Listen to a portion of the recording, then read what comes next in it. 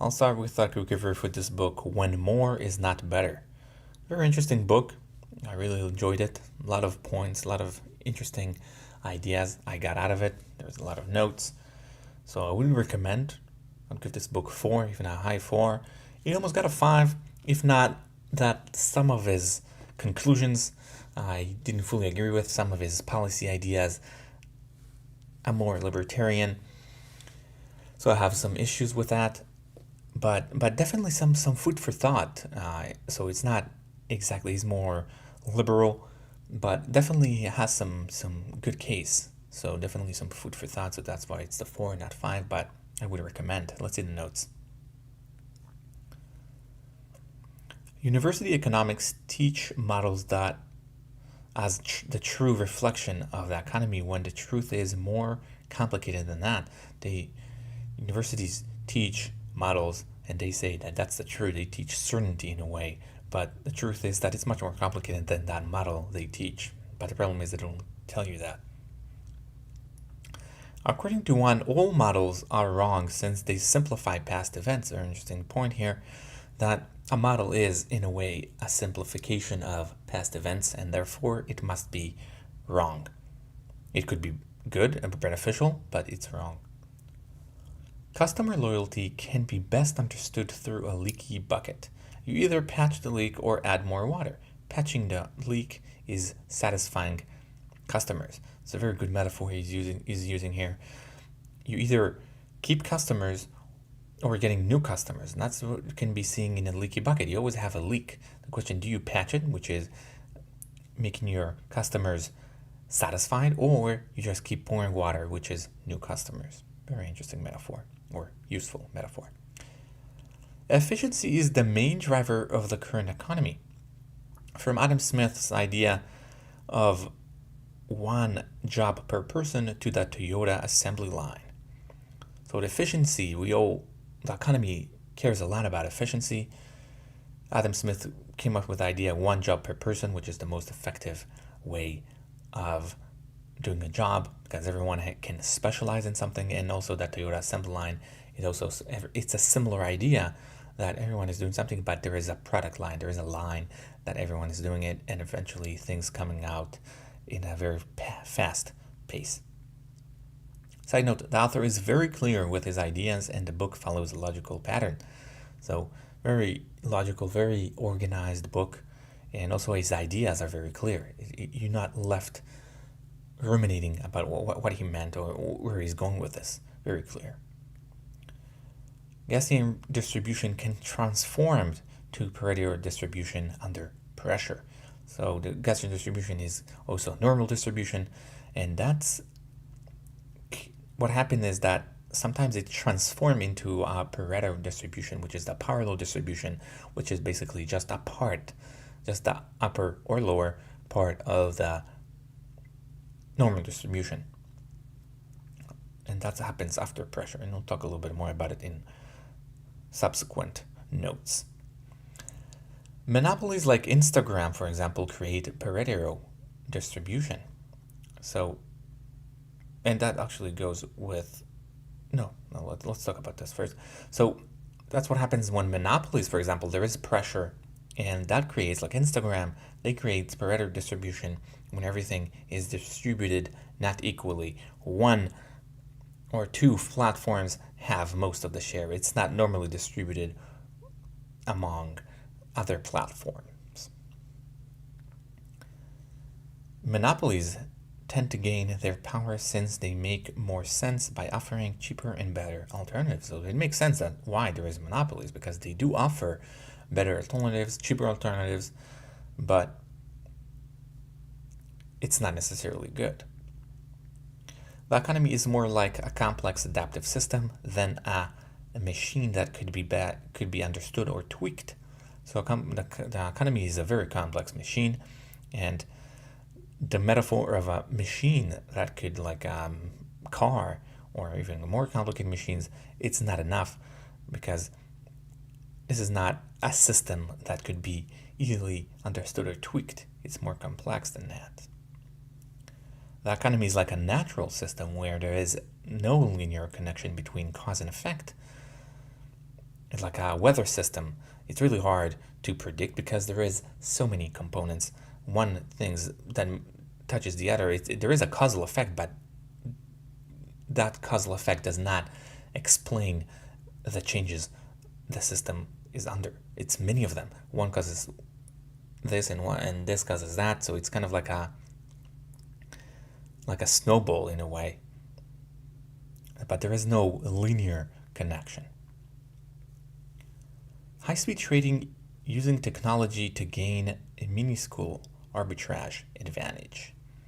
So what happened there is that they used high-speed trading, so it's a fraction, very minuscule gain, but they were able to get some advantage and they make millions. The stock market was intended to help companies grow, but it's now a game of gaming the system best. Who can game the system the best, and it's can best seen in high trade or high speed trade. So this is not anymore necessarily about holding a company or help company grow. It's more about gaining advantage. Small differences. It's not about owning a share. It's more about gaming the system. There are no perfect solutions. Solutions must be adaptive. Solutions. There is no perfect solution. We have to constantly adapt to the situation because maybe there is a perfect solution, but we cannot find it. We should not seek perfection. Constant patches must be made. There is no perfection. Even if you make the things the best, it's like a road. That's my metaphor. You have to patch it every once in a while because there is minor changes. You can create a better road. You can learn how to make a better road, but you always would need to create some patches. Productive separation is similar to fire breaks that prevent fire from rapidly evolving. It's not devolving, evolving. So that's productive separation. Some things must be separated, just like fire breaks. They do that in forest and such in order to prevent rapid evolving fires. Good bond traders are going to be bond traders, which creates a system of bad bonds traders in government that are being fooled by them. What happens? All the good bond traders are going to be bond traders. And those who go to regulate those bond traders are the not good bond traders because they would go to trade bonds. They get much more money for that. And what ends up happening is that the regulation is behind the bond traders because those are not the good bond traders. Slack is not necessarily the enemy. Some slack is needed for the success of the business as it allows a better customer service. The current business culture eliminates slack everything it can because it's more efficient and it saves money. The problem is that some slack is needed because it allows better customer service. Because let's say there's an influx of calls or whatever, something else happens, or someone is sick, a lot of people are sick, so you must have a slack. Monopolies do not survive for long, similar to what happens in nature. Lack of competition kills. If there is no competition, it's not necessarily good. It's bad for business because you want to have competition. Without competition, that also goes with this one. Monopolies cannot adapt. Without competition, they cannot adapt. I don't know. It's interesting to investigate the connection between adaptation to competition. But what happens is that when there is no competition, there is lack of adaptiveness. Regulation should not be a cure. Rather, it should work to tweak the system. So that's a similar idea to making patches. There is no perfect solutions. So that regulation is not the cure. So it's not a final regulation. It's always more regulations. That's the patch in a way. Short-term investing is benefiting companies and investors, especially high-frequency trading that uses technology that is not available for the average customers. What happens? Short-term trading is mostly detrimental for the average investor, the average consumers, because they're not making any money of it. It's actually quite the opposite. They take money out of the system, and it's not good for them. There is an interesting story he's talking about in the book that it's in regard to high-speed trading. Those hedge funds were trying to gain advantage of getting the closest to the servers of the exchange. I forgot which exchange, but there was an office very close to the servers, and they put it on for sale, and they started doing. There was a bidding war, serious bidding war, millions and hundreds, I think even hundreds of millions of dollars, who getting that room because it offers a very minuscule advantage in time, in trading times. So high-speed trading is they gain advantage. Eventually, what happened after regulation, or I can remember who decided to add that, or decided that after everyone, all who is connected to the servers, must get the same length of cables, so no one gets advantage.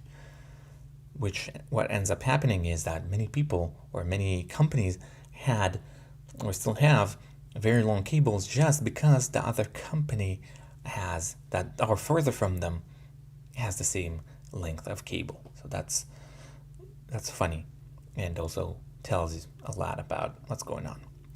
Anyway, education teaches certainty where such does not exist in the real world. So that's we went through a similar idea here, but there is no certainty in the real world, very little at least. But education nonetheless teaches that. Education fails to teach integrative solutions in problem solving. That's what they're not doing. How to integrate different solutions in problem solving. Boycott, which is the opposite of boycott, is an effective way to change companies' behavior. Boycott is buying things or buying from companies that you do want. It's the opposite of boycott, but it's better than a boycott because that's how you